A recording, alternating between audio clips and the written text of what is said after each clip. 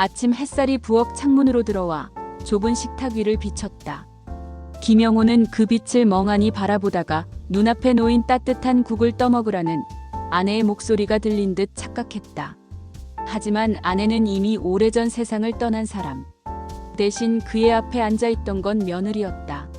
아버님, 국 식으시겠어요? 드세요. 영호는 젓가락을 들었다가 잠시 멈췄다. 눈앞의 여인이 누구인지 헷갈렸다. 딸인가 아니면 동네 아줌마인가? 순간 머릿속이 하얘졌다. 당황한 그는 그저 웃으며 응, 그래 하고 짧게 대답했다. 며느리의 얼굴에 스치는 안쓰러움과 슬픔을 그는 제대로 읽지 못했다. 요즘 들어 이런 순간이 점점 많아졌다. 거울 속에 낯선 노인이 서 있고 집안 구석구석이 익숙하면서도 낯설다. 이름조차 떠오르지 않을 때가 있었다. 스스로가 사라져가는 느낌. 그럴 때마다 가슴 한쪽이 허전하게 무너져 내렸다. 저녁 무렵 손자 준호가 방에서 기타를 튕겼다. 띵, 띵, 띵 익숙한 멜로디가 흘러나왔다. 영호는 귀를 기울였다. 그 곡은 오래전 어딘가에서 들었던 노래 같았다. 그런데 가사가 입가에서 맴돌았다. 잠들어라 내 사랑아. 눈가가 뜨겁게 젖어왔다. 이 노래는 분명히 자신이 만들었던 자장가였다. 사랑하는 아내 정혜가 아이를 안고 달래달라 했을 때 즉흥적으로 부르던 그 멜로디. 그런데 준호는 어떻게 그 노래를 알고 있는 걸까? 영호는 떨리는 목소리로 물었다. 얘야, 그 노래 어디서 배웠니? 준호는 놀란 눈빛으로 대답했다. 할아버지, 제가 어릴 때 자장가 불러주셨잖아요. 녹음도 해놨어요. 그 순간 영호의 뇌리에 오래된 기억이 스쳐갔다. 아내가 갓난아들을 품에 안고 있던 밤. 그 옆에서 자신이 기타를 치며 노래를 불러주던 장면. 그때 아내가 행복하게 웃던 얼굴. 기억은 또렷해졌다가 곧 안개처럼 흩어졌다. 그는 두 손으로 얼굴을 가렸다. 가슴속에서는 무언가 오래 묻어둔 감정이 솟구쳤다. 다음 날 아침 영호는 다시 멍한 얼굴로 거실에 앉아 있었다. 며느리가 다가와 물었다. 아버님, 오늘은 어디 다녀오실 계획 있으세요? 그는 대답하지 못했다. 며느리가 누구인지조차 가물거렸기 때문이다. 하지만 전날의 노래만큼은 또렷하게 떠올랐다. 그 노래만은 내가 기억해야 해. 그는 중얼거리듯 흥얼거렸다. 잠들어라 내 사랑아. 눈물이 왈칵 쏟아졌다. 영호의 기억은 언제나 조각난 필름처럼 불현듯 스쳐 지나갔다. 그러나 전날 손자가 불러준 멜로디는 마치 낡은 필름 속 숨겨진 장면을 불러내듯 오래된 풍경을 눈앞에 펼쳐주었다. 1950년대 말 가난한 농가에서 태어난 영호는 어려서부터 음악을 좋아했다. 마당 한쪽에 버려진 낡은 기타를 주워와 줄을 고치고 밤마다 별빛 아래에서 치며 노래를 흥얼거렸다. 이웃들은 쓸데없는 짓 말고 농사나 도와라 했지만 영호의 손끝은 늘 기타줄을 찾았다. 그는 가끔 장터에 나가 노래를 불렀다. 배고픔을 달래기 위해서라기보다 마음속 답답함을 풀기 위해서였다. 그런 어느 날 장터에서 한 소녀가 그를 유심히 바라봤다. 고등학생 교복을 입은 맑은 눈동자의 정혜였다. 저 방금 부른 노래 직접 만든 거예요? 정혜의 목소리에 영호는 얼굴이 붉어졌다. 아, 네. 그냥 흉내낸 거예요. 정혜는 빙긋 웃었다. 저도 노래 좋아해요. 근데 제가 아는 곡은 다 슬퍼서 방금 노래는 뭔가 따뜻했어요. 그날 이후 두 사람은 장터에서 자주 마주쳤고 시간이 갈수록 가까워졌다.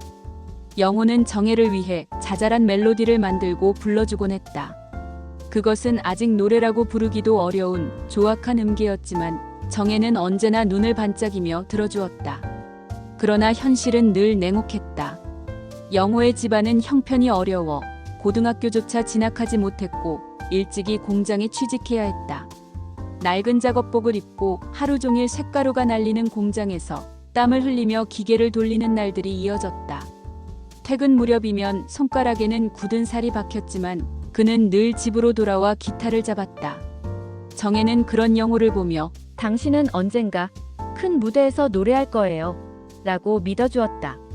하지만 영호는 웃으며 고개를 저었다. 나는 그냥 너한테 불러주는 걸로 충분해. 시간이 흘러 두 사람은 결혼했다. 넉넉하지는 않았지만 서로를 바라보는 것만으로도 행복했다. 얼마 지나 처사들이 태어났고 집안에는 울음소리와 웃음소리가 가득했다. 그러나 아기를 달래는 일은 쉽지 않았다. 한밤중에도 아들이 울음을 그치지 않자 정혜는 지쳐 눈을 감은 채 말했다. 여보, 노래 좀 불러줘요. 당신 목소리만 들으면 애가 잠들잖아요. 영호는 기타를 꺼내 들었다. 그리고 손가락이 저절로 움직였다. 그 순간 만들어진 멜로디가 바로 그 노래였다. 잠들어라. 내 사랑아. 바람결에 네 꿈을 싣고. 아이는 신기하게도 울음을 그치고 정혜는 고개를 기대며 속삭였다. 당신, 이 노래 꼭 우리 가족의 노래로 남겨요. 행복은 오래가지 않았다. 정혜는 둘째 아이를 낳은 뒤 갑작스러운 병으로 세상을 떠났다. 그날 이후 영호는 기타를 다시 꺼내기가 두려웠다. 기타를 잡으면 정혜의 목소리와 미소가 너무 또렷하게 떠올랐기 때문이다.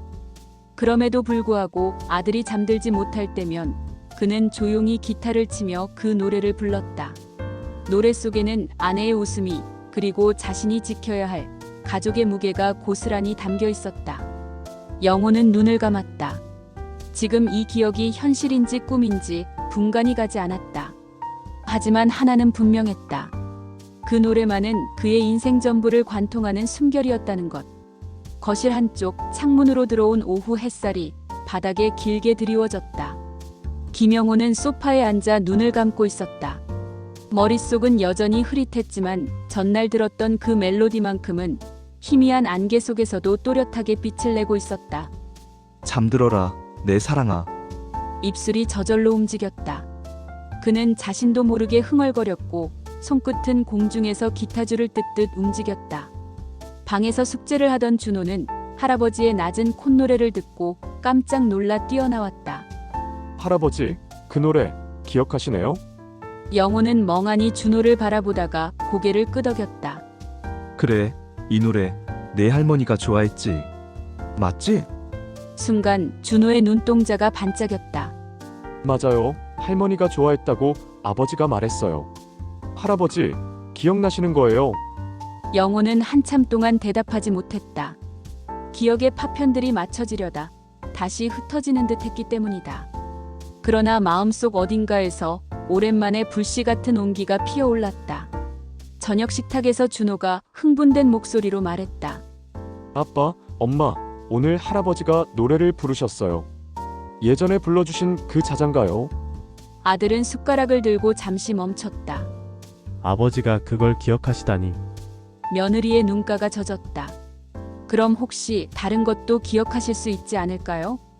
그날 밤 가족은 영호 곁에 모여 앉아 함께 노래를 불러주었다. 처음에는 어설펐지만 손자의 기타 반주가 이어지고 아들의 목소리가 더해지자 영호의 입술도 서서히 가사를 따라 움직였다. 노래가 끝나자 영호는 갑자기 눈을 크게 떴다. 정혜가 거기 있구나. 그는 허공을 향해 손을 뻗었다. 가족들은 놀라 서로를 바라봤다. 영호의 눈빛은 잠시 동안이나마 또렷했고 마치 젊은 시절로 돌아간 듯했다. 정혜야, 고마워. 아직 여기 있었구나. 그러나 그 순간은 오래가지 않았다. 금세 눈빛은 다시 흐려졌고 그는 고개를 푹 숙였다. 미안하다. 잘 모르겠구나. 가족들은 말없이 그의 손을 잡았다. 며느리는 다음 날 병원에서 상담을 받았다. 의사는 조심스레 말했다. 음악은 치매 환자에게 큰 자극이 됩니다. 특히 젊은 시절과 관련된 노래는 기억을 불러오는 열쇠가 될 수 있지요. 그 말에 가족은 결심했다. 매일 저녁 영호에게 그 노래를 들려주기로. 준호는 학교에서 돌아오면 기타를 메고 거실로 가 할아버지와 작은 합주회를 열었다. 며칠이 지나자 놀라운 변화가 나타났다. 영호는 예전보다 자주 웃었고 준호의 이름을 부를 때도 많아졌다. 가끔은 며느리를 보며 우리 며느리 참 고생 많지. 라고 말할 때도 있었다. 물론 여전히 기억은 오락가락했지만 가족들은 그 작은 변화에도 가슴이 벅찼다. 마치 무너져가던 집의 창문 하나가 다시 열리듯 어둠 속에 작은 불빛이 켜진 듯했다. 그러던 어느 날 노래를 부르던 도중 영호가 갑자기 눈물을 터뜨렸다. 정혜야, 나 왜 널 지켜주지 못했을까? 아들은 순간 숨을 멈췄다. 어머니의 이름을 또렷하게 부른 것은 수십 년 만이었다. 그 울음은 단순한 치매 환자의 혼란이 아니었다. 영호가 평생 가슴 깊이 묻어두었던 죄책감, 그리고 사랑이 노래를 통해 터져나온 것이었다.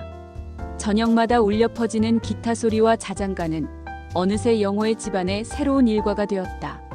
손자 준호가 기타를 치면 며느리가 조용히 따라 부르고, 아들은 처음엔 어색해하다가도 어느 순간 함께 입술을 열곤 했다. 노래가 끝나면 영호는 꼭 박수를 치며 말했다. 참 잘했어. 너희 목소리 참 곱구나. 그 말 한마디에 가족들은 눈물이 핑 돌았다. 치매로 무너져가던 아버지가 여전히 가족을 사랑하는 마음을 기억 속 깊이 간직하고 있다는 걸 느낄 수 있었기 때문이다. 며칠 뒤 옆집 할머니가 문을 두드렸다. 저녁마다 들려오는 노랫소리 참 좋더구만. 마치 젊은 시절로 돌아간 것 같아. 그 말을 시작으로 이웃들도 하나둘 관심을 보였다. 퇴근길 주민들이 집 앞에 서서 잠시 귀 기울이다 가기도 하고, 아이들은 창문 너머로 흘러나오는 멜로디를 따라 부르기도 했다. 어느 날 동네 주민회에서 연락이 왔다. 김 선생님, 이번 마을 잔치 때 가족 음악회 한번 해보시면 어떻겠습니까? 노래가 너무 감동적이라 많은 분들이 함께 듣고 싶어 하세요. 아들은 망설였다. 아버지가 무대에 서시는 게 혹시 힘들지 않을까 걱정이 됩니다. 하지만 며느리는 고개를 끄덕였다. 오히려 좋은 기회일 수도 있어요. 아버님께서 스스로 기억을 붙잡을 수 있는 순간이 될지 몰라요. 그날부터 가족들은 진지하게 연습을 시작했다. 준호가 기타를 치고 아들은 베이스 역할로 낮은 음을 잡았다. 며느리는 가볍게 화음을 넣었고 영호는 중심이 되는 목소리였다. 처음엔 가사가 자꾸 헷갈려 엉뚱한 말을 하기도 했지만 시간이 지날수록 영호의 목소리는 점점 안정되었다. 특히 잠들어라, 내 사랑아. 첫 소절만큼은 언제나 또렷했다.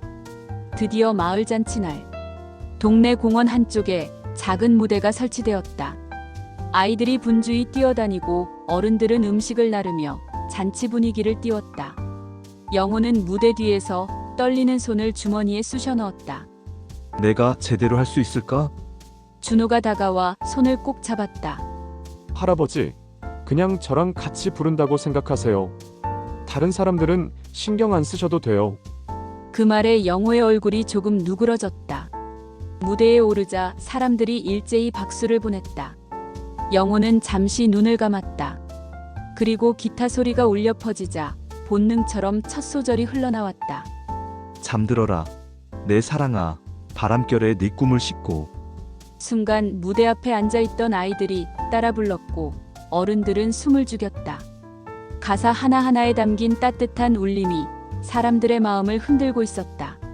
노래가 중간에 이르렀을 때 영호의 눈빛이 갑자기 맑아졌다.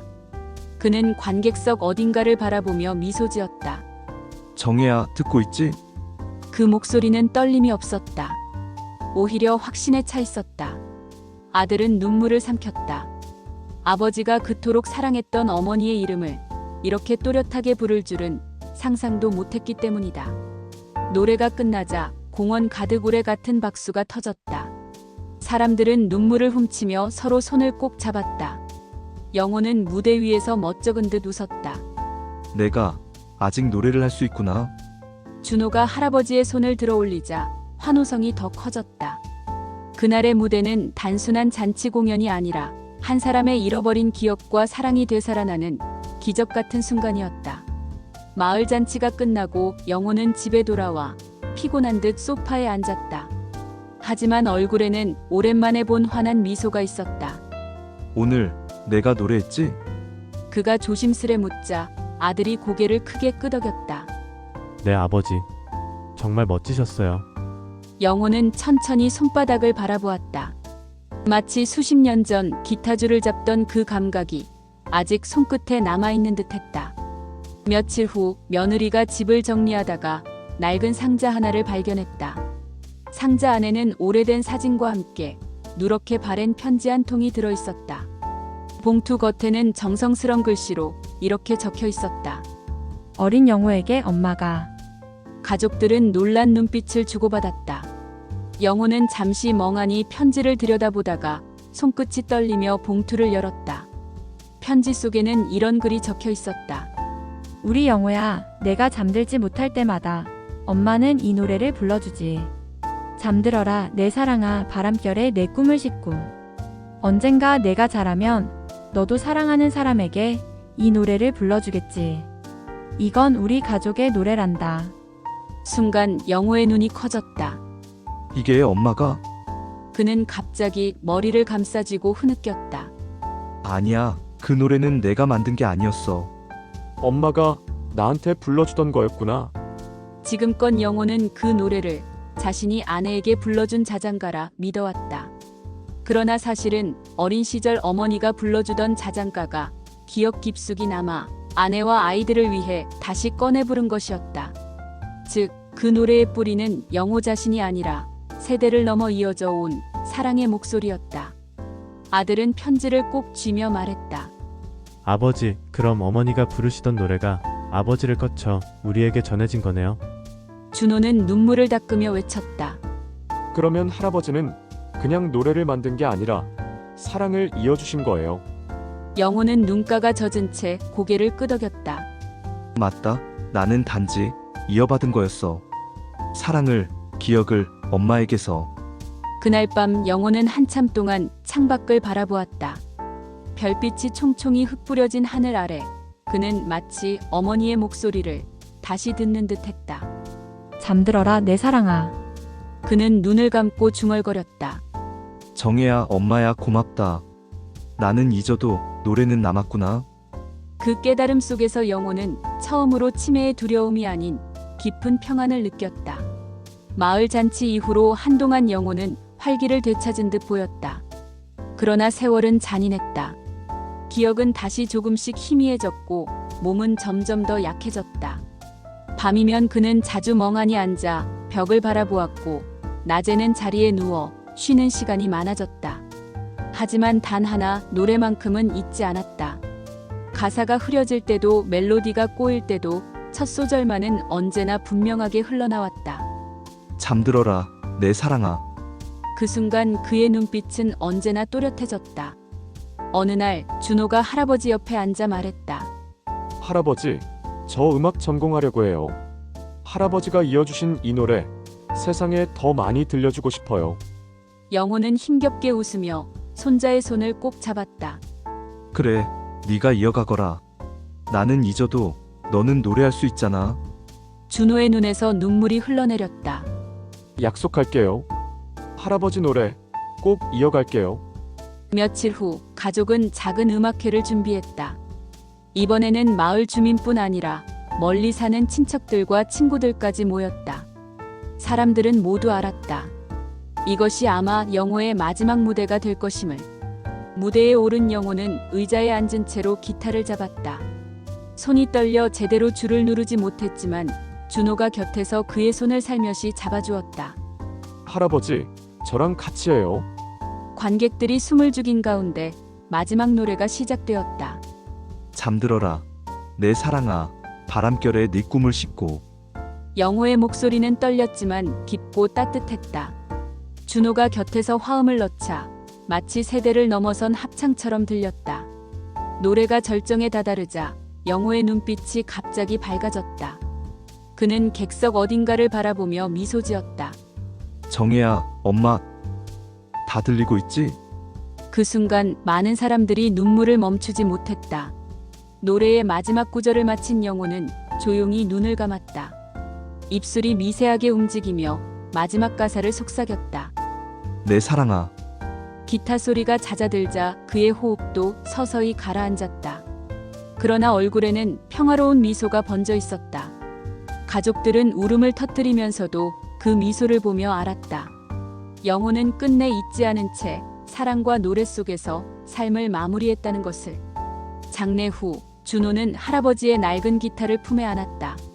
그리고 음악대학 입학식에서 첫 곡으로 할아버지의 노래를 연주했다. 청중들은 낯선 곡임에도 눈시울이 붉어졌다. 단순한 자장가였지만 그 안에는 세대를 넘어 흐르는 사랑의 기억이 담겨 있었기 때문이다. 시간이 흘러도 마을 사람들은 종종 이렇게 말했다. 그때 그 노래 아직도 귀에 맴돈다네. 기억은 사라져도 사랑은 남는 거지. 그리고 준호는 매 무대마다 할아버지를 떠올리며 노래했다. 잠들어라, 내 사랑아. 그 목소리 속에서 사람들은 여전히 김영호의 따뜻한 영혼을 느낄 수 있었다. 김영호는 결국 기억을 잃었지만 사랑을 잃지는 않았다. 기억은 사라져도 노래는 남았고 노래는 세대를 넘어 사랑을 이어주었다.